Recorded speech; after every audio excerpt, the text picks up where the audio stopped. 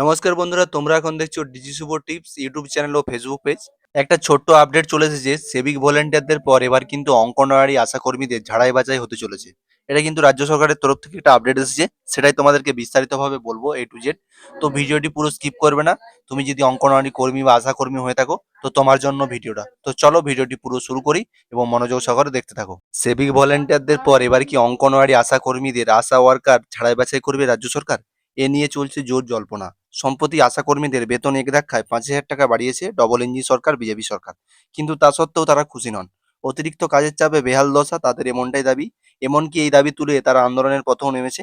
সেই আবহে জল্পনা শুরু হয়েছে যে এবার নাকি আশাকর্মীদের ঝাড়াই বাছাই করা হবে রাজ্য সরকারের তরফ থেকে। এটা কি সত্যি না মিথ্যা তোমাদেরকে বিস্তারিতভাবে এই ভিডিওর মাধ্যমে আমি বলে দেবো। সেবিক ভলেন্টিয়ারদের পর পালা আশাকর্মীদের কি? প্রসঙ্গত, মুখ্যমন্ত্রী শুভেন্দু অধিকারী কিছুদিন আগেই সেবিক ভলেন্টিয়ারদের ঝাড়াই বাছাই করার নির্দেশ দেন।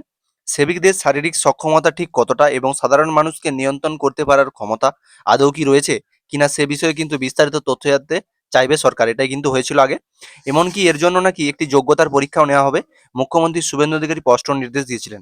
এবার সেবিক ভলেন্টিয়ারদের যোগ্যতার জন্য ঝাড়াই বাছাই করা হবে। সেই সূত্র ধরেই কি এবার পালা আশা কর্মীদের, অঙ্গনওয়াড়ি কর্মীদের? সম্প্রতি রাজ্যের স্বাস্থ্য ও পরিবার কল্যাণ দপ্তরের তরফ থেকে আশা কর্মীদের মাসিক বেতন কিন্তু ৫,০০০ টাকা বাড়ানো হয়েছে, সেটা কিন্তু আমরা সবাই আগে জেনে নিয়েছি।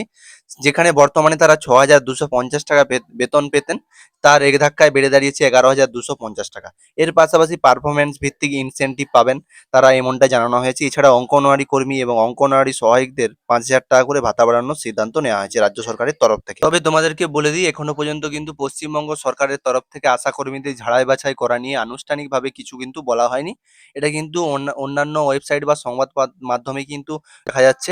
এটা কিন্তু এখনো বিস্তারিতভাবে কিছু বলা হয়নি, কিন্তু অনুমান করা হচ্ছে সরকারি এবং চুক্তিভিত্তিক কর্মী নিয়োগ স্বচ্ছতা আনার জন্য কিন্তু হয়তো এ বিষয়ে কোনো সিদ্ধান্ত নিতে পারে রাজ্য সরকার। বিশেষ করে দুর্নীতি রুখতে এবং যোগ্য প্রার্থীদের নিয়োগ নিশ্চিত করার জন্য কিন্তু আশা কর্মীদের যোগ্যতার পরীক্ষা দিতে হতে পারে।